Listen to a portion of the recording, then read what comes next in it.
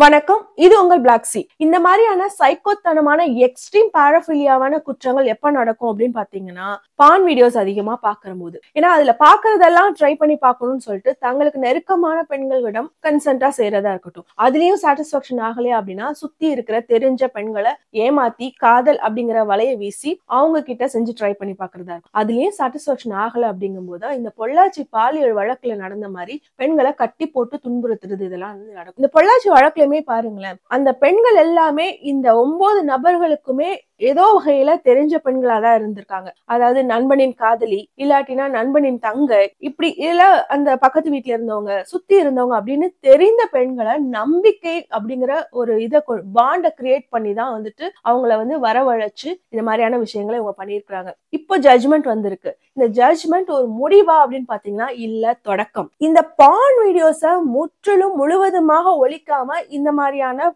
பாலியல் குற்றங்களை ஓரளவு கூட குறைக்க முடியாது. ஆனா பான் வீடியோஸை ஒழிச்சா மட்டும் அதை குறைச்சிடலாமானா இல்ல. ஏன் அப்படின்னா there is one concept like anti-social personalities அப்படின்னு சொல்லுவாங்க. அதுக்கு ஒரு உதாரணமா நேத்து ஒரு பாலிமர்ல ஒரு வீடியோ, அதுல கிட்டத்தட்ட ஒரு 8 பசங்க கிட்ட, இதே மாதிரி 8 பசங்க கிட்ட வந்து 20 வயசு பசங்க சேம், அவனுங்க வந்து ஒரு கைதாகி போலீஸ் ஸ்டேஷனுக்குள்ள வராங்க. அது என்ன மாதிரியான கேஸ் தெரியுமா? போக்சோ. அதாவது இவனுங்களுமே வந்து ஒரு தொடர் குற்றவாளிகளா தான் இருந்திருக்காங்க. ரீசெண்டா அவங்க கைது செய்யப்பட்டது வந்து ஒரு 16 வயசுக்கு உட்பட்ட ஒரு குழந்தைய வந்து இவங்க கூட்டு வன்புணர்வு செஞ்சனாலதான் அரெஸ்ட் ஆகி கூட்டிட்டு வராங்க. ஆனா அத குற்றம் கூட உணராமல் சிரிச்சுட்டு வராங்க இல்லையா, இததான் வந்து ஆன்டி சோசியல் பர்சனாலிட்டிஸ் அப்படின்னு சொல்லுவாங்க. அதாவது ஏதோ ஒரு அவசரத்துல, ஏதோ ஒரு உணர்ச்சியில, இல்ல யாரோடைய தூண்டுதலின் பேரில நம்ம செஞ்சுட்டா கூட அந்த குற்றம் செஞ்சதுக்கு அப்புறம் ஒரு குற்ற உணர்வு இருக்கும். ஆனா அந்த குற்ற உணர்வே இல்லாம ஒருத்தர் சிரிச்சுட்டு வராங்க அப்படிங்கறதுதான் அது மாதிரியான காரணம். இதுக்குமே வந்து தொடக்கம் எங்க இருந்து ஆரம்பிச்சிருக்கும் அப்படின்னா இந்த பான் வீடியோஸ்ல இருந்துதான். ஆனா பொள்ளாச்சி கேஸ் எடுத்துக்கிட்டீங்க அப்படின்னா 6 வருஷம் ஆயிருக்கு இந்த தீர்ப்பு வர்றதுக்கு.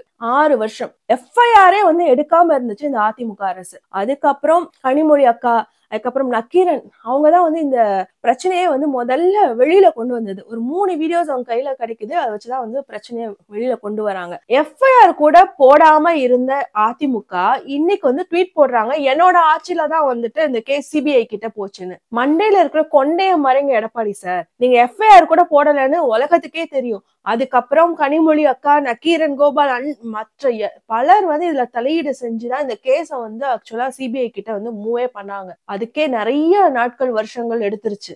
ஏன் சிஎம் ஸ்டாலின் அவர்கள் இந்த கேஸையுமே தன்னோட கேம்பெயின்ல நான் வந்தா கண்டிப்பா முடிப்பேன்னு சொல்லிட்டு தான் வந்தாரு. இவங்க வந்து சிபிஐ கிட்ட கொண்டு போனாங்களாம். நீங்க சிபிஐ கிட்ட தான் கொண்டு போயிருந்தாதான் நீங்க தான் ஜெயிச்சிருப்பீங்களே. நீங்க தோத்ததுக்கான காரணம் தெரியுமா? நீங்க தோத்ததுக்கான காரணத்துல நிறைய காரணம் இருக்குன்னு வச்சுக்கோங்க. அதுல மிக முக்கியமான காரணம் 2. அதுல 1 ஸ்டெர்லைட், இன்னொன்னு இந்த பொள்ளாச்சி பாலியல் விவகாரம் தான். இது தெரியாம மண்டையில இருக்க கொண்டைய மறைங்க எடப்பாடி. ஆனா பாருங்களேன், இல்ல யோசிக்க வேண்டியது என்ன அப்படின்னா, பணம், பதவி, சாதி, அதுக்கப்புறம் கட்சியோட அழுத்தம் அப்படின்னு வரும்போது ஒரு கேஸ் வந்து எவ்வளவு வருடங்கள் வந்து இழுத்தடிக்கப்படுது அப்படின்ட்டு. இப்போ நேத்து அந்த பசங்க வந்து உடனே அரெஸ்ட் செய்யப்பட்டாங்க. அதற்கு காரணம் திமுகவும் தான். ஏன்னா திமுக வந்து இப்போ பெண்களுக்கு எதிராக எந்த குற்றம் வந்தாலும் உடனடியா அரெஸ்ட் பண்ணி அதுக்கான ஆக்ஷன்ஸ் எல்லாம் எடுக்கிறாங்க. அப்படி இருந்தாலுமே நான் என்ன சொல்றேன் அப்படின்னா, எந்த ஒரு கேஸ் வந்தாலும் இந்த பணம், பதவி, முக்கியமா வந்துட்டு அந்த கட்சியோடைய அழுத்தம், இதன் மூலமாக தான் டிலே ஆகிக்கிட்டே இருக்கு. ஏன் நாகர்கோயில் அந்த காசி அப்படிங்கிற பையன், அவனோட கேஸ் எடுத்துக்கோங்க.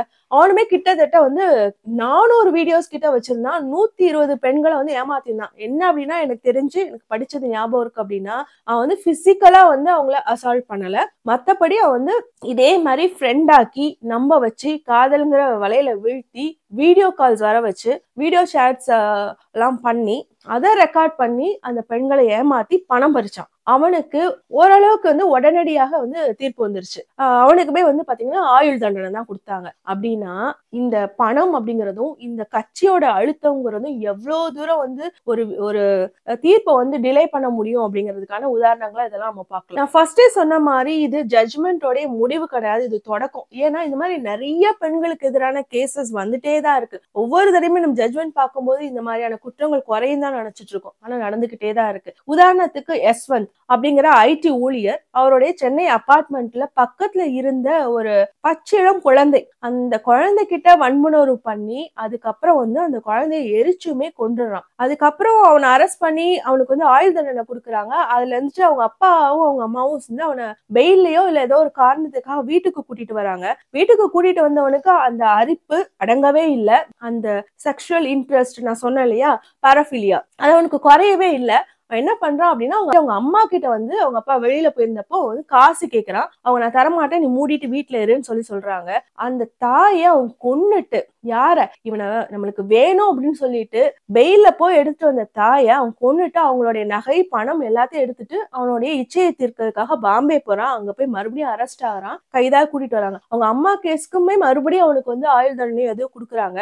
ரீசெண்டா அவங்க அப்பா வந்து அந்த கேஸ்ல இருந்து ட்விஸ்ட் ஆயிட்டாரு. அதனால அந்த கேஸ் வந்து அவனுக்கு அந்த ஆயுள் தண்டனை அப்படிங்கறது வந்து கொடுக்க முடியாம போயிடுச்சு. இப்படியா பேரண்ட்ஸே வந்துட்டு என்னோட பிள்ளை நான் வந்து காப்பாத்துவேன் அப்படின்னு எடுக்கிற முயற்சி இருக்குல்ல, அது அதிபயங்கரமான நோய். தன்னோட பிள்ளைய பாதுகாக்கிறதுக்காக நீங்க அங்க பாதிக்கப்பட்ட அத்தனை பெண்களை யோசிச்சு பாத்தீங்களா? இந்த பொள்ளாச்சி கேஸ்ல பாத்தீங்க அப்படின்னா 1100 வீடியோஸ்க்கு மேல 250 பெண்களுக்கு மேல பாதிக்கப்பட்டிருக்காங்க. அவங்களாம் உங்க வீட்டு பிள்ளைங்க இல்லையா? Justice is when fear dies அப்படின்னு சொல்லுவாங்க. நீங்க கேள்விப்பட்டிருப்பீங்க. அது ஒண்ணும் இல்ல, கரேஜ். அந்த கரேஜ் வந்துட்டாலே நம்மளுக்கு பாதி நீதி கிடைச்ச மாதிரிதான். அதாவது நம்மளோட உடம்புல யாராவது அபியூஸ் பண்ணிருக்காங்க அப்படின்னா இது வெறும் சதைதான். அதுக்காக நம்ம வந்து பயந்துட்டு இதை எப்படி வெளியில சொல்லன்னு சொல்லிட்டு திரும்ப திரும்ப வந்து அவங்க கிட்ட போய் மாட்டிக்கிறதோ இல்லாட்டினா காசு கொடுத்து சரி பண்றதுக்கு முயற்சி செய்யறதோ வந்து செய்யாம அது இன்னுமே பாதிப்பா அதிகம் உண்டு பண்ணும் அப்படிங்கறத உணர்ந்து வீட்டுல இருக்கவங்க கிட்ட முதல்ல கரேஜா போயிட்டு இந்த விஷயத்த வெளிப்படையா சொல்லணும்.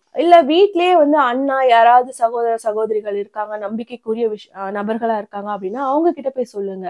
அது மட்டும் நிற்காமல் சிஎம் செல் இருக்கு, அதுக்கு கூப்பிடுங்க. அதுக்கப்புறம் வந்து மகளிர் போலீஸ் ஸ்டேஷன் இருக்கு, அங்க போங்க. எல்லா விஷயத்தையுமே செய்யுங்க. ஏதாவது ஒண்ணு செஞ்சுட்டு கூட நிக்க வேணாம். எல்லாமே உங்களுக்கு எதெல்லாம் வந்து கன்வீனியன்ட்டாவோ இல்ல எதெல்லாம் நீங்க பாதுகாப்பா உணர்றீங்களோ அந்த எல்லா விஷயத்தையுமே செய்யுங்க கரேஜோட. அதுதான் வந்து justice is when fear dies. இது வெறும் உடம்பு, சதையால் ஆனது.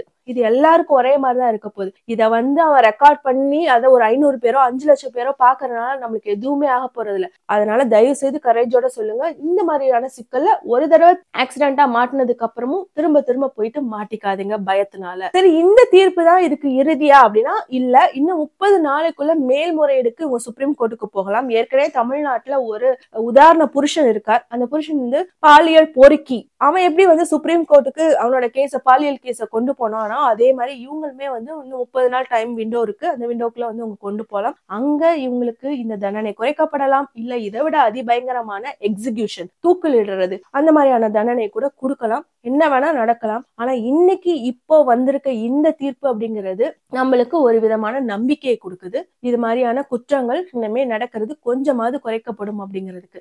நம்ம அகைன் அண்ட் அகைன் சொல்றது, இதற்கான தொடக்கம் எங்க இருந்து ஆரம்பிக்குன்னு பார்த்து அதை தான் வந்து நம்ம களை எடுக்கணும்.